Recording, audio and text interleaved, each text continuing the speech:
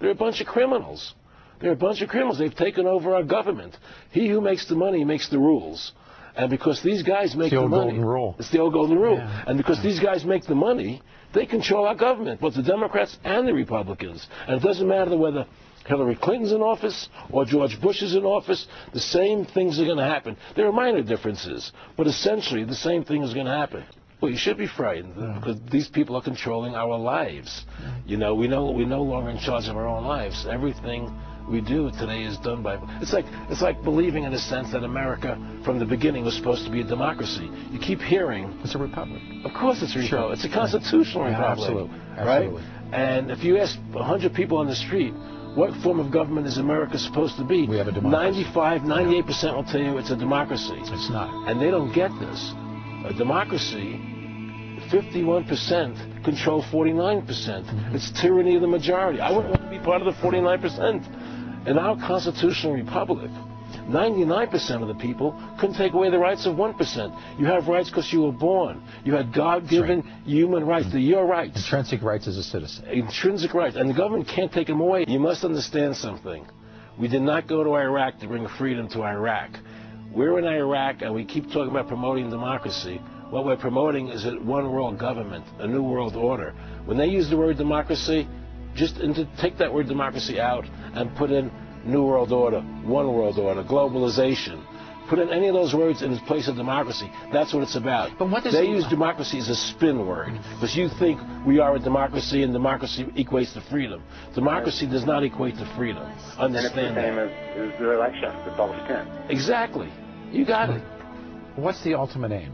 And what does it look like when they get there? If what you say is true and what others say is true, and there's many, many people that believe as you believe, I'm sure you know that, what does it look like when they get there? Well, I can tell you, I was friends with one of the Rockefeller family, okay?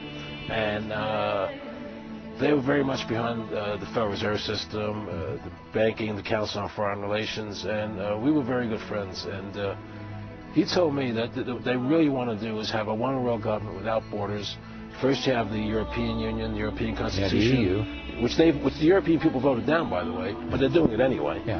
Now they want the North American Union. Currency. Right. Then they have the one currency. Now they want to do they have their own standing army.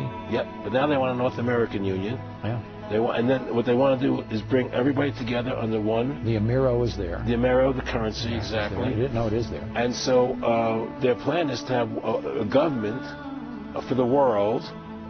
They want to do it through the UN. Right? And have everybody on this earth implanted with an RFID chip. Do you believe that? I know that. Didn't you hear the congressman, the senator, asking the Supreme Court justice how he's going to rule on that in my clip? You think he asked them for no reason? They're already implanting people with chips. The national ID card, which becomes law by May 2008, it's going to have an RFID chip in it. Okay, everything is done in stages. After the RFID chip goes in the card and in your passport, it's going to go into your body. That's what they're going to try and do. There's no question about it. And they're not going to do it through law. They're going to do it because you won't be able to live without it. All your money is going to be in that chip. I think Waco is my tipping point. When I saw what happened to Waco, I said, I'm going full-fledged. This is disgusting. They killed all those people for no reason. There was no need for those people to die and to be killed in that fire and burned to death. That was the most disgusting event. The war in Iraq, a disgusting event. When I heard Rumsfeld talking about shock and awe, let's everybody go home, watch on television shock and awe, as if it was a 4th of July fireworks. There are people under that concrete being killed and maimed, children and women and men dying for no reason. For no reason, you know? I had a friend, one of the Rockefellers. He said to me, Aaron, what do you think women's liberation was about? And I said, I think I had conventional thinking. And I said, I think it was about women having equal right to work with men, equal pay, you know. He said, you know what, Aaron, you're an idiot. And he started to laugh at me. So what do you mean? He said, you want to know what that was about? So tell me.